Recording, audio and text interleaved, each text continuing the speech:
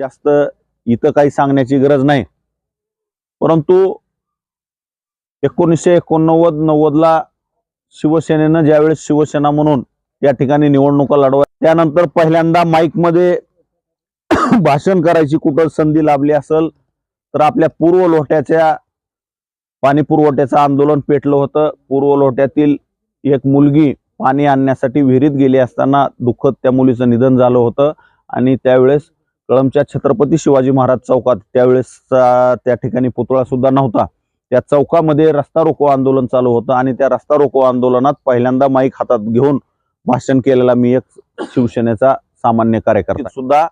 मी हिंगणगावकराचं म्हणजे माझ्या आणखीन लक्षात आहे की मला जी काही गावं चांगलं मतदान झालं होतं, ह्या हिंगणगावानं सुद्धा त्या निवडणुकीमध्ये मला 1 नंबरचं मतदान केलं होतं।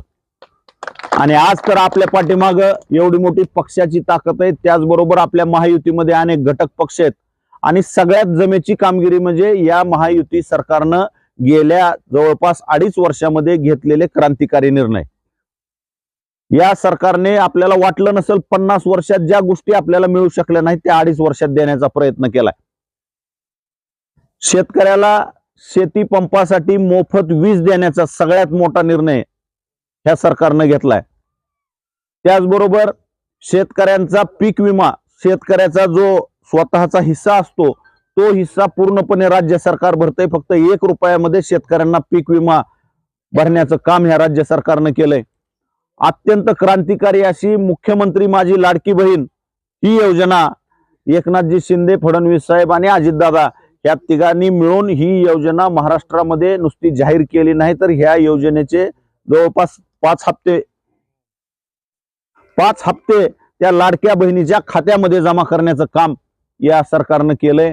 त्यामुळे ह्या सगळ्या योजना आपण लोकांपर्यंत पोहोचवाव्यात। आणि आज मी तुमच्याशी जो संवाद साधतोय ही मी तुम्हाला मतदान मागण्यासाठी आलो नसून मी आपल्याला एक आवाहन करायला आलोय की या निवडणुकीच्या प्रचारामध्ये समोरचे उमेदवार हे राजकीय घराण्यातले, ते राजकारणाचे वारशाने ते राजकारणात आले, ते वैचारिक राजकारणात आलेले नाहीत। त्यांचे वडील तेरणा कारखान्याचे चेअरमन होते, त्यांचे वडील एका अर्बन बँकेचे चेअरमन होते, त्या वारशावर ते राजकारणात आलेत। माझ्या पाठीमाग घराण्याचा कसलाही वारसा नाही। माझ्या घरातलं कोणीही मी फक्त ग्रामपंचायतचा गावचा सरपंच झालो होतो, पण माझ्या अगोदर माझ्या घरातलं कुणीही राजकारणामध्ये, माझे वडील, माझे चुलते कुणीही राजकारणामध्ये कुठल्याही पदावर नव्हते। अत्यंत सामान्य कुटुंबातून मी या चळवळीतला कार्यकर्ता आहे आणि त्यामुळं मी तुम्हाला आवाहन करायला आलोय। दिवस फक्त 13 दिवस राहिलेत। या 13 दिवसामध्ये जवळपास 150 गावं आणि 2 मोठी शहरं कळंब आणि धाराशिव हे एवढं लोकांपर्यंत आपल्याला पोहोचायचंय। वेळ कमी आहे। मी तालुक्यातल्या आणि आपल्या विशेष करून हिंगणगावच्या सगळ्या मंडळीला विनंती करणार आहे की आता इथून पुढे 20 तारखेपर्यंत तुमचा माझा संपर्क होईल किंवा नाही होईल, शक्यतो होणारच नाही। आणि माझी तुम्हाला कळकळीची विनंती की मला जास्तीत जास्त लोकांमध्ये जाण्यासाठी वेळ मिळावा म्हणून आपण सगळ्यांनी, माझ्या घरात कुठलाही वारसा नसल्यामुळे मी तुम्हाला इथं जबाबदारीने सांगतोय की तुम्ही सगळ्यांनी, की मी अजित पिंगळेचा भाऊ आहे, मी अजित पिंगळेच्या घरचा आहे, म्हणून तुम्ही सगळ्यांनी मिळून या मतदारसंघामध्ये जास्तीत जास्त या मतदारापर्यंत पोहोचावं आणि आपल्याला विजयी करण्यासाठी, आपल्याला त्यांचं मतदान मागण्यासाठी आपण सर्वांनी काम करावं एवढी या ठिकाणी विनंती करतो। आता तुम्हाला जास्त सांगायची गरज नाही, पण ह्या निवडणुकीमध्ये काही खोटं पसरवायचं काम चालू आहे।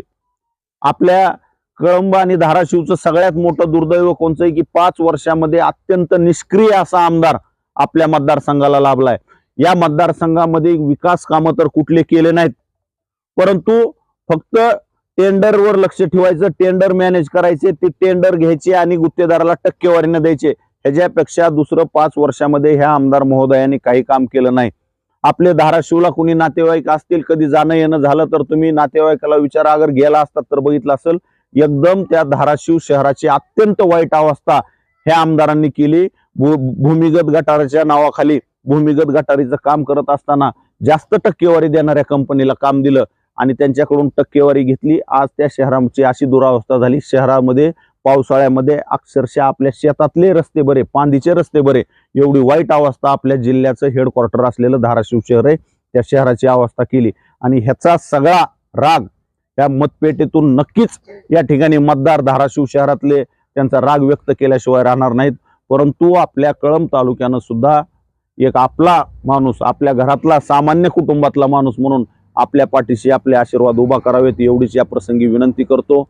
आणि त्यांच्याकडून जे निष्ठेच्या गप्पा मारल्या जातात की निष्ठावंत शिवसैनिक आहे, ह्या बंड होत असताना कुठं गुजरातच्या बाउंड्रीवरून माघारी आला, आपल्या खासदार साहेबाची तर मला क्यू यायली त्या आमदाराची बाजू घेण्याच्या नादात परवा दिवशी खासदार म्हणले की आपले कैलास पाटील म्हणले त्यांच्या सोबत कशाला गेलते, तर तिथं काय घडायलंय ही म्हणले पक्षप्रमुखाला कळवायला गेलते.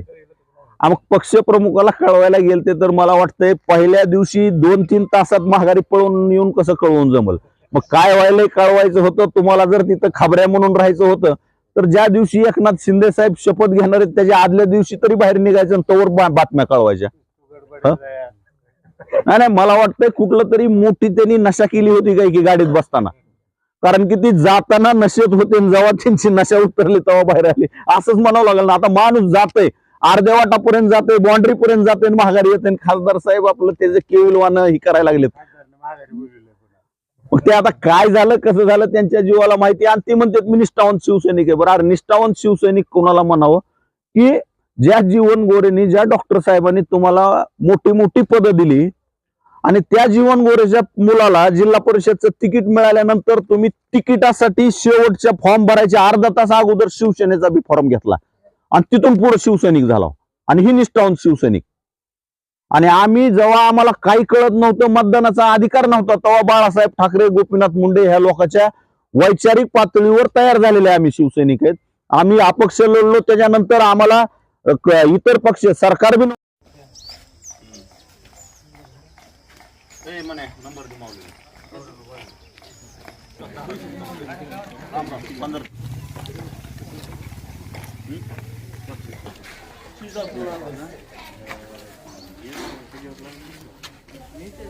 फ्लाइट मोडवर गेला.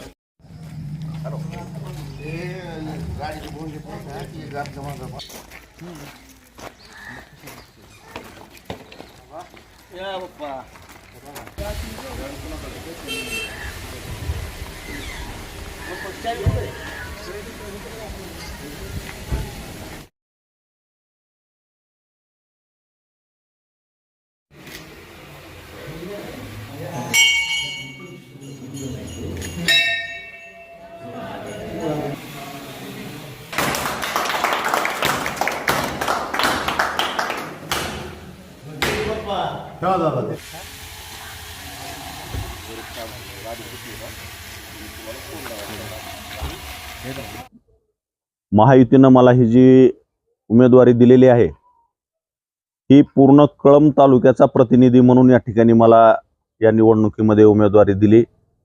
मी आपल्याला एक नम्रतेची विनंती करतो की दिवस अवघे आजपासून एक 13 दिवस प्रचाराचे राहिलेले आहेत आणि या निवडणुकीमध्ये प्रचाराला सामोरं जात असताना फॉर्म भरल्यानंतर मी 3-4 दिवस धाराशिव शहरामध्ये विविध लोकांच्या भेटीगाठी घेतल्या, कळंब शहरामध्ये भेटीगाठी घेतल्या. जिथपर्यंत पोहोचण्याचा प्रयत्न होईल, जेवढं जास्त मेहनत करण्याचा प्रयत्न होईल लोकांपर्यंत पोहोचण्यासाठी, तो आपला या निवडणुकीमध्ये चालू आहे. पण मी आपल्या सर्वांना हे पश्चिम लोटा म्हणजे म्हणजे आपल्याला या गावाला यावं अशी काही परिस्थिती नाही, कारण की ह्या गावातल्या जवळपास सगळ्या लोकांशी आपला संपर्क आहे. परंतु उमेदवार आपल्या गावात येऊन गेला पाहिजे या उद्देशानं मी इथं आलोय. तर मी तुम्हाला एक मतदार म्हणून नाही तर एक माझ्या कुटुंबातील घटक म्हणून आपल्याला विनंती करणार आहे की समोरचा उमेदवार हा राजकीय पार्श्वभूमी असलेला आहे. त्या उमेदवाराचे वडील तेरणा कारखान्याचे चेअरमन होते, एका अर्बन बँकेचे चेअरमन होते, ते स्वतः 5 वर्ष आमदार आहेत. त्यामुळे त्यांच्याकडे प्रचार यंत्रणा, त्यांच्या घरातली लोक फिरणारे भरपूर आहेत. माझ्या घराची पार्श्वभूमी बघायला गेलं तर माझ्या घरामध्ये मी ग्रामपंचायतचा सरपंच झालो, त्याच्या अगोदर माझ्या घरामध्ये साधा ग्रामपंचायतचा सदस्य सुद्धा कुणी नव्हता. त्यामुळं प्रत्येक मतदाराला अपेक्षा असते की उमेदवाराच्या घरच्या कुणीतरी आपल्याकडे येऊन जावं. म्हणून मी या आपल्या सर्वांना एक विनंती करणार आहे की तुम्ही सगळ्यांनी की हा उमेदवार माझ्या घरचा आहे, म्हणून तुम्हीच माझ्या घरचे आहात, म्हणून तुम्ही या मतदारसंघामध्ये जेवढं जास्तीत जास्त लोकांपर्यंत पोहोचणं होईल तेवढं या 12-13 दिवस जे प्रचाराचे राहिलेत, या 12-13 दिवसामध्ये या धाराशिव विधानसभा मतदारसंघातल्या गावामध्ये एक प्रचारक म्हणून आपण काम करावं. आणि मला विश्वास आहे की आपल्या गावातून सगळे पक्ष भेद, जातीभेद बाजूला ठेवून एक आपला माणूस म्हणून प्रचंड असं मतदान आपल्या गावातून मला होणार आहे. फक्त एकच विनंती करतो की प्रत्येक वेळा काय होतं की आपण जेवढं ग्रामपंचायतच्या निवडणुकीला आपण बारकाईने लक्ष घालतो तेवढं आपण विधानसभा लोकसभा निवडणुकीला लक्ष घालत नाहीत.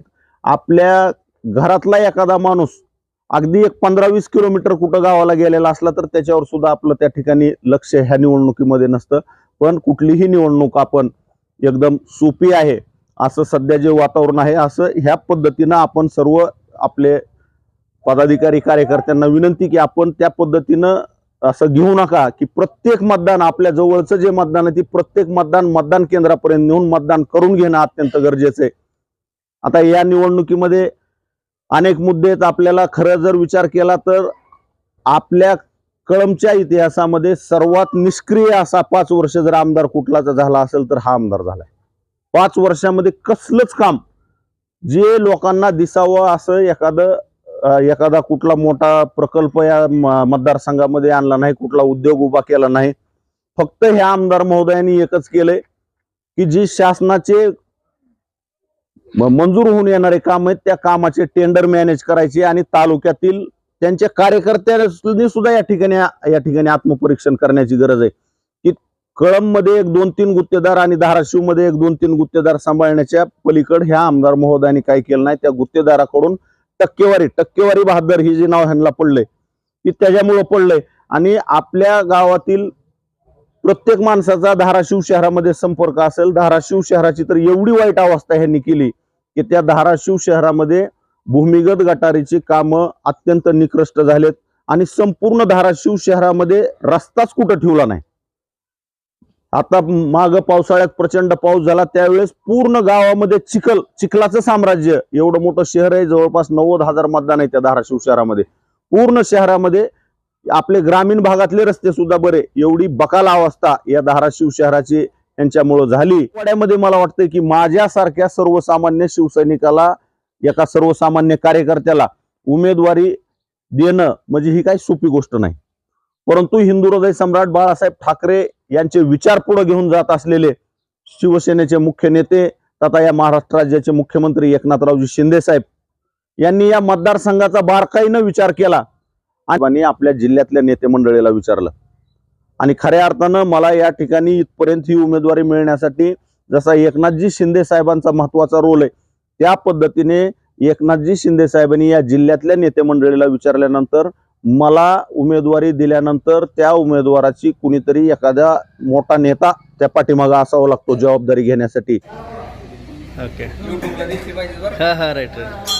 या महायुतीच्या वरिष्ठ नेत्यांनी उमेदवारी जाहीर केली त्या दिवशीपासून आपल्या कळंब तालुक्यातील नव्हे तर या विधानसभा मतदारसंघातील नाही तर संपूर्ण धाराशिव जिल्ह्यामधील जे चळवळीतून तयार झालेले कार्यकर्ते आहेत, सातत्याने तुम्हाला सगळ्याला माहिती आहे, मी माझ्या